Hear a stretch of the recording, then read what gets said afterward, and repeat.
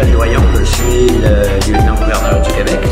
Je vous recommande fortement d'écouter Diaspora Interaction pour faire en sorte de mieux connaître le Québec, mieux connaître tout simplement le rôle que vous y jouez et que le rôle que vous devez y jouer au Québec. Donc, soyez attentifs, écoutez Diaspora Interaction. Je vous remercie et je vous offre à tous une bonne et heureuse année 2020. Merci. Chers amis, bonjour. Bienvenue à l'émission Parlons-en.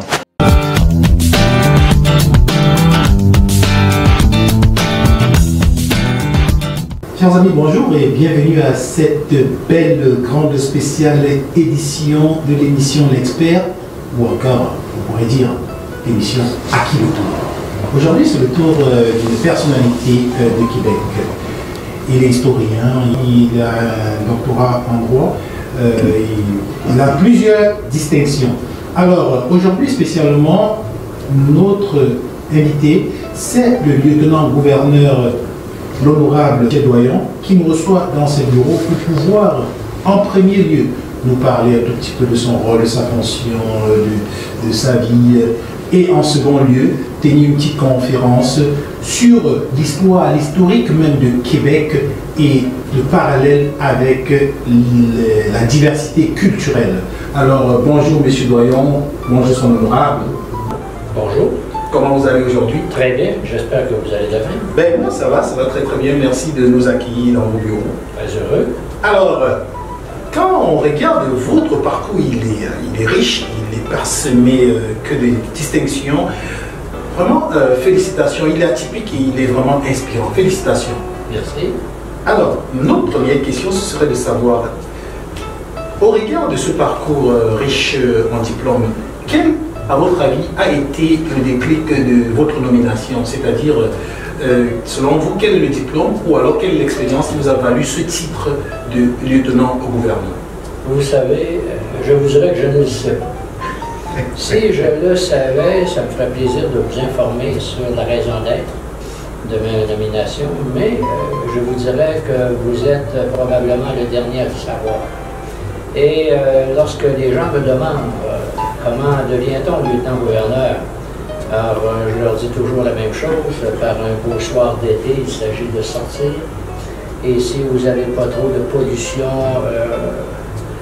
de lumière visuelle, vous pouvez regarder les astres. Et lorsque les astres sont alignés, vous devenez lieutenant-gouverneur. Est-ce que vous le souhaitiez? Je ne pouvais pas souhaiter quelque chose que je n'aurais jamais anticipé. Parce que, vous savez, on peut espérer, lorsqu'on est avocat, devenir un jour juge. On peut souhaiter faire une carrière de différentes façons.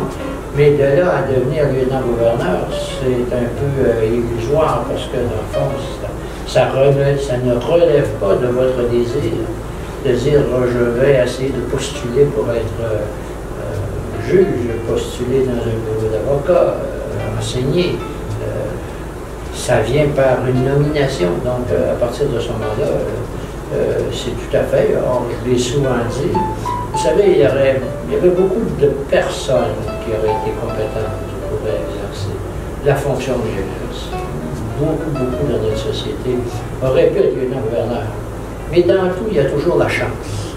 Et il y a toujours 1 ou 2 % de chance qui fait que vous allez obtenir une fonction ou que vous allez avoir un emploi et qu'un autre l'aura pas. Et ce petit pourcent de chance, c'est difficile à expliquer.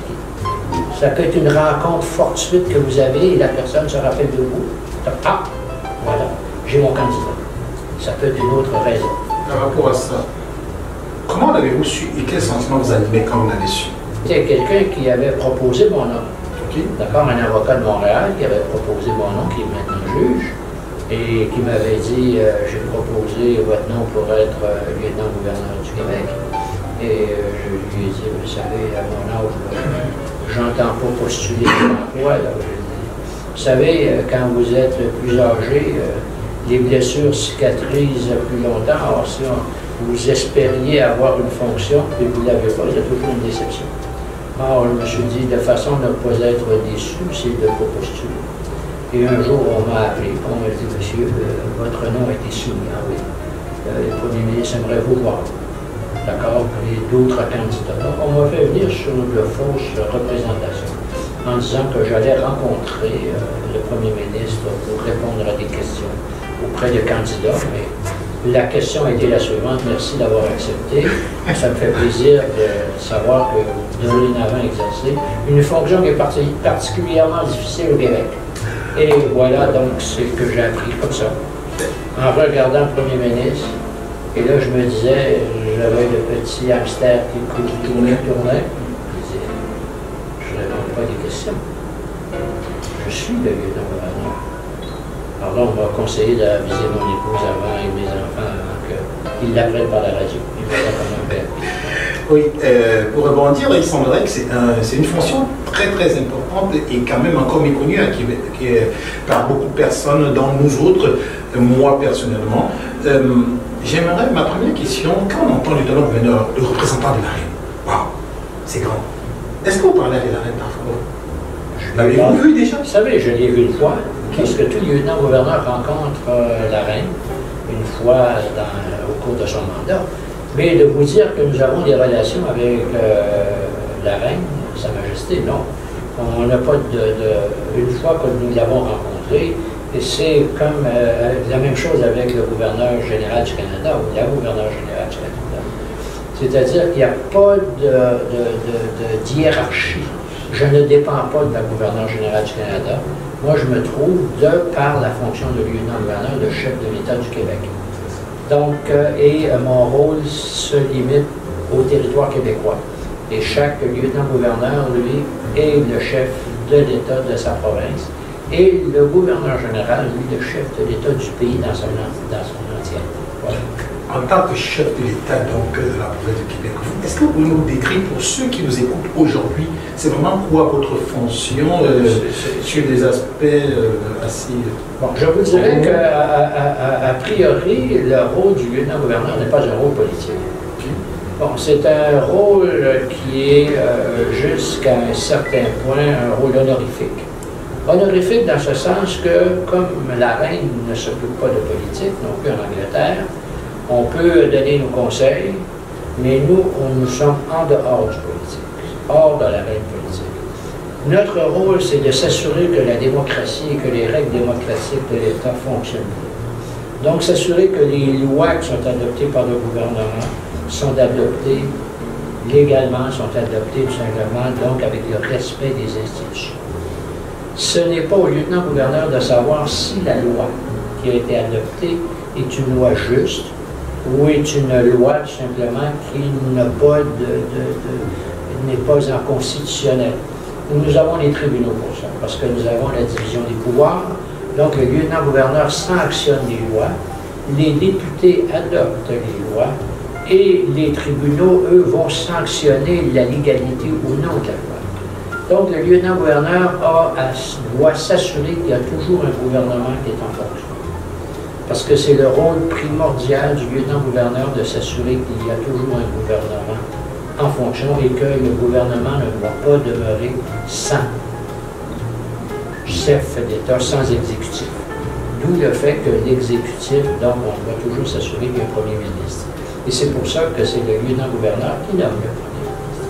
À l'ère actuelle où on constate qu'il y a beaucoup, une prolifération du multiculturalisme, de la diversité culturelle qui arrive dans votre province, quelle est l'importance du vivre ensemble dans votre mission? Et c'est sûr que moi je pense, et je l'ai toujours prôné, c'est qu'on est tous interdépendants. On doit avant tout, je pense, regarder le caractère humain que nous sommes. Que nous sommes de quelque race que nous soyons, nous partageons donc une même entité qui est celle des êtres humains. Et à partir de ce moment-là, l'humain en nous doit faire abstraction des races, doit faire abstraction de la couleur, doit faire abstraction, et on doit travailler tout simplement donc à une unité, puis de collaborer, puis de s'entraider. Or, l'explication des races provient tout simplement du fait qu'on a habité un territoire plutôt que l'autre.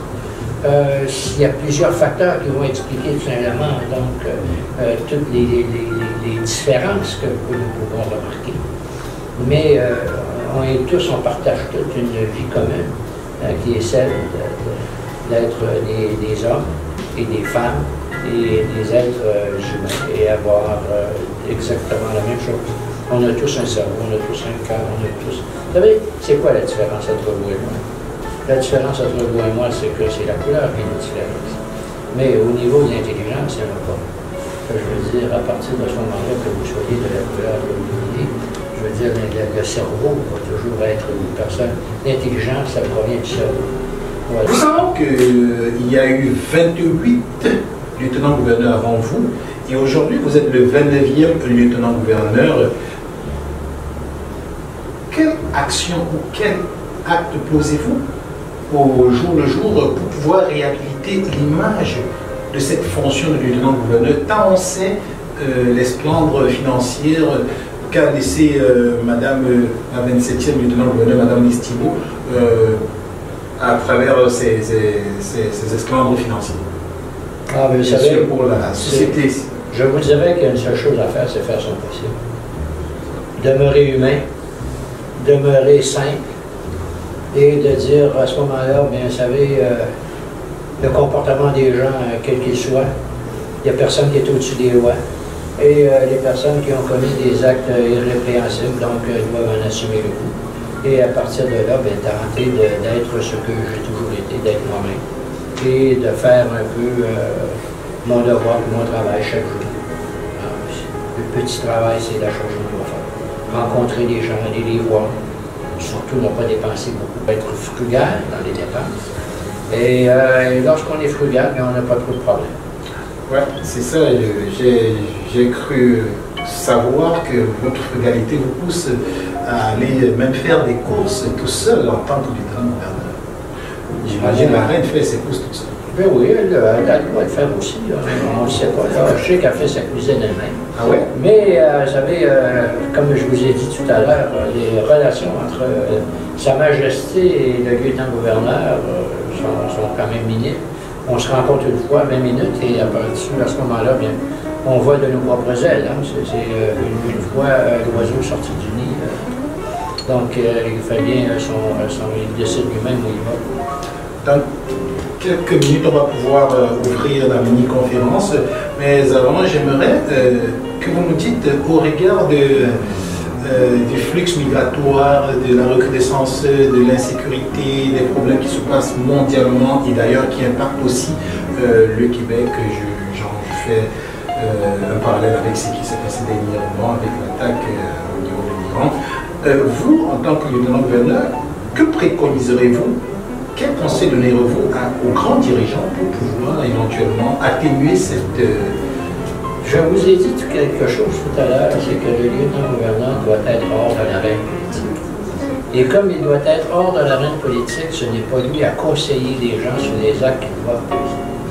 Donc, je vous dirais, oui, c'est toujours personnel, mais il faut faire attention de vouloir simplement, à travers sa personne, d'indiquer des idées politiques ou d'indiquer des actions. Toutefois, je vous ai souligné tout à l'heure que nous étions tous interdépendants, qui que nous soyons en tant qu'être humain. Et je pense que derrière là, il faut savoir se montrer affable, se montrer ouvert aux idées des autres et ouvert aussi à des traditions qui ne sont pas les nôtres. Toutefois, il faut comprendre que derrière ça, il y a toujours un vieux fond de nationalisme, et tous les pays sont comme ça, quels qu'ils soient. L'Afrique a ses traditions, et que moi, je veuille modifier les traditions comme Québécois, Canadiens, de modifier les traditions d'un pays africain, je pense que je serais malvenu. Parce que, dans le fond, ces traditions, c'est son vécu, c'est comme ça que je dois le respecter. Et à partir de ce moment-là, c'est souvent l'inverse aussi, et il y a toujours des frictions un peu. Et dans tous les continents, il y a des frictions. Vous savez, le continent africain, il y a eu des frictions entre les différents peuples africains. Il y a eu les frictions entre les différents peuples blancs. On voit les conflits au Moyen-Âge, les conflits entre l'Angleterre, la France, l'Autriche et tout. Vous avez eu les mêmes problèmes. Tous ces problèmes-là, on les vit. Donc, je pense qu'en tant qu'être humain, on doit essayer de vivre, de promouvoir la paix, de promouvoir l'entraide entre les hommes et de faire en sorte que ceux qui sont plus privilégiés puissent aussi penser à ceux qui ont peut-être moins de privilèges et moins de chance. Parce que la chance, comme je l'ai dit tantôt, pourquoi moi? Et je pourrais interroger n'importe qui, on s'interroge ça, pourquoi moi je suis né à Québec? Pourquoi moi je suis né ici au Canada, je n'ai jamais connu la guerre? Pourquoi moi qui est arrivé ici, je n'ai pas connu la crise économique, pas connu les guerres mondiales, je n'ai jamais connu la souffrance, j'ai toujours connu la guerre, mais pourquoi? Alors que quelqu'un est né dans un autre pays et qui a connu la souffrance, qui a connu la guerre, qui a connu tout simplement donc la famine. Mais comment expliquer ça? Je pense que c'est inexplicable. Et à partir de ce moment-là, bien voilà, vous dites, moi des fois je me dis, bon, j'ai eu une chance. Et quand vous avez eu cette chance-là, bien vous devez faire en sorte que vous puissiez faire partager un petit peu aux autres la chance que vous avez eue. Deux questions pour terminer. Mon avant-dernière question, comment est-ce que vous définirez, selon vos propres termes, une bonne intégration? Une bonne intégration? Une bonne intégration, parce je que pense. Beaucoup d'entre ceux qui nous écoutent sont issus de la diversité culturelle et je vous dirais que la grande problématique de l'intégration est la suivante. C'est qu'il y a des gens qui viennent de continents, qui viennent de l'étranger. Par exemple, que vous venez du Moyen-Orient, que vous venez de l'Afrique saharienne, que vous venez de d'autres pays. Je veux dire, de migrer, de quitter son pays pour un monde meilleur, ne fait pas oublier son pays d'origine. Et je pense qu'il y a toujours un sentiment lointain derrière soi d'un manque. C'est-à-dire de son pays d'origine, quel qu'il soit.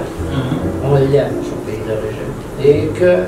Et c'est normal que les gens veulent se retrouver en eux pour partager une culture qui est là. D'où le fait que toutes les races, quelles qu'elles soient, que vous soyez blanc, noir, que vous soyez tout simplement asiatique, vous savez, les gens vont essayer de se regrouper. D'accord, vous allez avoir la communauté asiatique, la communauté chinoise qui va se regrouper. Vous l'avez partout. Vous avez la communauté italienne à Montréal, la petite Italie. Vous avez la communauté grecque qui vit en Inde, la communauté noire. Or, ce sont les communautés elles-mêmes. Il faudrait que les communautés forcent la porte des autres, d'accord, pour faire en sorte de pouvoir s'y intégrer. Ça demande un effort, je pense, des personnes qui arrivent dans un pays qui n'est pas leur, de forcer la porte de l'autre, de celui qui l'accueille pour dire que je suis comme toi, là. On peut partager, on peut devenir amis. Voilà, moi c'est comme ça que je le vois. Et je pense que c'est ce mélange-là qu'il va faire. Et c'est pour ça qu'après une ou deux générations, souvent, les enfants qui ont été à l'école, pour eux, la mixité n'a plus de problème. La mixité interraciale n'a plus de problème. Vous savez, alors que la première génération, elle, ne connaît pas souvent la langue, ne connaît pas non plus les habitudes, va vouloir tout simplement se retrouver avec les siens, partager les mêmes expériences, alors que leurs enfants, eux, vont aller à l'école avec des gens de d'autres nationalités. Il va y avoir donc un multiculturalisme qui va se former automatiquement. La dernière question, et ensuite on pourra ouvrir. Connaissez-vous le mois de l'histoire des Noirs de Québec? Ben, le mois de l'histoire des Noirs du Québec, je le connais, je sais qu'il existe, mais de dire que je le connais, je vous dis, je le connais entre guillemets. Si. Alors, vous savez, parce que dans le fond, je suis allé, moi, à un moment donné, à l'Université Laval, parce qu'à l'Université Laval, il y avait, je pense que durant le mois, il y avait des activités où j'étais allé. Alors, à un moment donné, des expositions avec tout ça, qui étaient entre les différentes... Lui, c'était au niveau des étudiants noirs de l'Université Laval qui faisaient ça. À partir de ce moment-là, je ne pourrais pas vous dire que je connais Clément Lemoine. Fait que sinon on vous invite pour une conférence, est-ce que vous serez... Ça me fait grandement plaisir d'y aller. Je pense que c'est le rôle que j'ai. Et comme je vous l'ai dit tantôt, on est tous des humains, donc il faut tous s'entraider. Puis je pense que dans le fond, mon rôle, c'est d'y être premier aussi. Vous êtes des citoyens du Québec comme tout autre citoyen. En un mot, votre meilleure réalisation, peut-être? Ah, meilleure réalisation, vous savez, c'est très difficile de dire la meilleure réalisation. Je pense que la meilleure réalisation qu'on peut faire, c'est des petits pas de bonté chaque jour. Et je pense que si on fait des petites choses, ben, vous semez. On dirait toujours qu'il faut semer dans la vie. Alors, je pense que ce n'est pas des grands exploits qui vont faire que vous allez être reconnu ou non. Ça va être votre personnalité constante, des actes que vous posez jour après jour, qui vont faire en sorte que vous allez être reconnu, que vous allez avoir été fier du rôle que vous allez avoir joué. Merci infiniment pour cette première partie qui s'achève actuellement. Comme vous pouvez le constater, mes confrères ici présents sont là pour apprendre comme moi sur l'histoire de Québec et bien sûr quel parallèle avec la diversité culturelle. Merci pour l'occasion et l'opportunité que vous nous offrez. En tant qu'un acteur communautaire, je pense que nous avons une responsabilité de rapprocher les gens des institutions. J'aurais une première question. Pour vous, qui est québécois? Parce que vous êtes le chef, oui, vous êtes le chef de l'État et représentant du Québec. Pour vous, qui est québécois? Tout citoyen qui habite au Québec, quel qu'il soit, quelque race qu'il soit. Je pense que citoyen québécois est quelqu'un que je dois respecter, que je dois considérer comme étant un des miens. Merci pour la réponse. Tout à l'heure, vous avez parlé du vrai problème ou du gros problème de l'intégration, c'est la ghettoisation. Et la ghettoisation n'a pas commencé d'aujourd'hui. Nous avons un très bon chanteur de Limoilou parce que vous êtes historien, Sylvain Vallière, et les Lièvres plutôt, qui disait lorsque tu es de la basse ville, tu n'es pas de la haute ville. Ça veut dire que même au sein de la grande communauté francophone, catholique d'origine, il y a toujours eu des quartiers, il y a toujours eu des difficultés lorsque tu étais de la basse ville à s'intégrer avec ceux qui étaient de la haute ville. Selon vous, quels sont les efforts, quels sont les efforts que les institutions du Québec peuvent faire pour faire approcher, parce que vous avez parlé de votre rôle qui est méconnu, mais qu'est-ce que vous faites concrètement pour que les gens issus de la diversité puissent aussi se reconnaître dans les institutions? Parce que c'est ça ma préoccupation. Comment vous, comme institution, vous faites pour que la population d'origine immigrante puisse se reconnaître dans ces institutions? Eh bien, c'est de me présenter devant eux. C'est-à-dire, lorsque je suis invité, j'y vais. Par exemple, avec la communauté maghrébine, j'y vais chaque année parce qu'on m'invite toujours. Il y a toujours un spectacle qui est donné par la société maghrébine et qui a lieu à Montréal parce qu'elle est beaucoup plus présente à Montréal. Et je me fais un devoir chaque année d'aller à cette fête de la société maghrébine. Or, je fais la même chose avec la communauté chinoise lorsqu'ils organisent des choses, des rencontres caritatives pour l'hôpital chinois, pour la communauté de la jeunesse asiatique. Alors, j'y vais. Alors, donc, j'essaie d'être présent lorsqu'on m'invite. Et c'est la façon de dire, de réaliser le devoir qui est mien. C'est d'accepter, ce n'est pas dire non, bon, j'ai pas le temps, je ne veux pas, c'est d'y aller. Voilà. Et puis lorsque tantôt, monsieur m'a demandé de dire si j'acceptais de prononcer, d'aller chez vous, ça va me faire un grand plaisir d'y aller. Je voudrais vous poser une question, premièrement en faisant pareil avec l'entrevue que vous avez eue avec Florent sur le rôle que vous assumez en tant que lieutenant-gouverneur. Moi, j'aimerais savoir c'est quoi une journée typique d'un lieutenant-gouverneur ici? Les journées sont peu typiques. Je vous dirais que, d'abord, première des choses, je vais souvent, donc je fais plusieurs cérémonies. Donc, parce que le rôle du lieutenant-gouverneur, il y a trois aspects. Le rôle, il y a son aspect constitutionnel, qui est celui de la sanction des lois, celui donc, de la sanction des décrets, donc de la sermentation des ministres, de la réception donc, des visiteurs étrangers. Ça, c'est l'aspect constitutionnel. Alors, je dirais que vous avez aussi, il y a un aspect qui est social. L'aspect social, c'est-à-dire que je fais en sorte de remettre, par exemple, aux policiers, aux pompiers, des médailles de service. Donc, parce que dans le fond, vous avez des gens qui ont 40 ans, 30 ans, 20 ans de service. Et à partir de ce moment-là, on leur remet tout simplement donc une médaille méritoire pour le travail qu'ils vont faire. Ça, avec les policiers du Québec, les ambulanciers du Québec, les pompiers du Québec. Je le fais également pour le bénévolat, pour les jeunes. Alors, les jeunes qui font du bénévolat, qui vont aider les autres, les aînés. Alors, je raconte beaucoup donc, de ces gens-là et qui participent à des différentes œuvres caritatives. Et je vais aussi, comme je viens de souligner, des œuvres caritatives. Lorsqu'il y a des levées de fonds, malgré que je ne dois pas me mêler au niveau monétaire de levée de fonds, mais je vais les supporter et je vais les voir. C'est un peu, c'est de participer. Moi, je pense que c'est la participation. Voyez-vous, je fais environ en voiture 84 000 km par année. Alors, je fais environ 344 cérémonies par année. Et lorsque je ne fais pas ces cérémonies-là, bien, je travaille ici au bureau. Alors, je suis en train de préparer un colloque. Alors, je fais un colloque annuellement. Et ce colloque, le colloque que je fais va être sur les Autochtones le 17 janvier prochain. Alors, si vous voulez y participer, vous pouvez venir, c'est gratuit. Alors, je fais un colloque sur les Autochtones au Québec.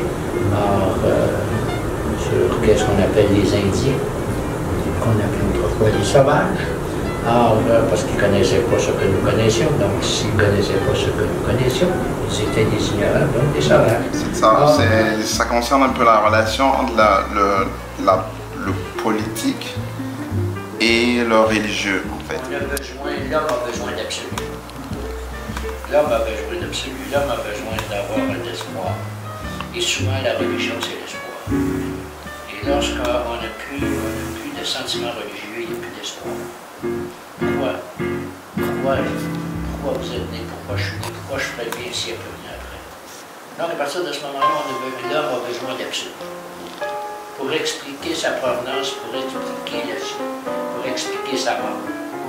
Et aujourd'hui, expliquer la mort, on arrive devant la mort, s'il n'y a plus rien, c'est le vide absolu. À un moment donné, il n'y a pas grand espoir de vie.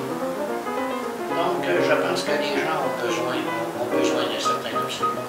Puis même les peuples qui n'avaient pas de religion organisée avaient un sens de l'absolu, parce que les dieux, parce qu'il y en a plusieurs, hein, chaque dieu apportait quelque chose. Hein? Le dieu du ciel, le dieu de la pluie apportait quand même la vie de l'autre. Hein? Il y a toujours quelque chose que la religion apportait à l'homme. Et puis je ne pense pas que l'homme puisse vivre sans religion, parce qu'il y a un vide chez nous, quel qu'elle soit. Voilà ce que je pense. C'est vrai qu'on est donc dans une démarche de plus en plus d'installation, et même s'il n'y a pas de communauté, ce qui fait la spécificité de la ville de Québec. Moi je trouve d'ailleurs qu'il faut garder ça. Je ne sais pas qu'est-ce que vous en pensez par rapport à Montréal, on a l'Étoile Maghreb, des communautés chinoises, les afro-descendants, les Africains sont dans tous les quartiers. Je pense que c'est une chance. Qu'est-ce que vous en pensez? Le grand problème de l'intégration, c'est la création des ghettos. Donc, à partir de ce moment-là, lorsque les gens se regroupent un seul endroit, vont avoir le fait, puis je le vis même dans le quartier dans lequel je suis, à Sainte-Foy, où il y a une population noire, une population donc une population musulmane. À l'école, voyez-vous, où mon fils allait et ma fille allait, il y avait que des petits Canadiens, des petits Québécois. Et là, aujourd'hui, il y a 67 nationalités. D'accord? Et lorsque je vais au terrain de jeu, je vois presque plus de personnes, de Canadiens, de Québécois, de ma nationalité à moi. je vois des gens qui viennent de tous les pays. Alors, c'est très différent de ce que c'était. Donc, à partir de ce moment-là, on voit que c'est une intégration qui se fait graduellement. D'accord, ces gens-là, maintenant, vivent avec nous. Sauf que les Canadiens français, les Québécois, je vous dirais franchement que la famille n'est plus aussi importante qu'elle était de par le passé. D'où le fait qu'on a moins de naissances, il y a moins de naissances, moins d'enfants. Alors que les immigrants ont surtout beaucoup plus d'enfants que nous, on en a eu. Ceci étant, est-ce que vous avez un dernier mot pour tous ceux qui écoutent, qui ne sont pas assis là, mais qui nous écoutent, un dernier mot? Oui, soyez les bienvenus. Soyez heureux. Trouvez en ce pays votre pays. Et faites en sorte que nous puissions simplement y vivre en paix. C'est par ces mots riches de sens et de symboles que nous allons sûrement achever notre entrevue, notre talk show, en espérant bien sûr que vous aussi, autant que nous, avez trouvé quelques semblants de réponses à travers le laïus de notre invité. Nous vous donnons rendez-vous très très bientôt et surtout, allez sur le site du lieutenant-gouverneur, prendre plus d'informations sur cette fonction importante et symbolique dans l'évolution de la démocratie au Québec. En attendant, je vous souhaite une très belle fin de journée. Je vous dis à bientôt pour une autre émission. Salut.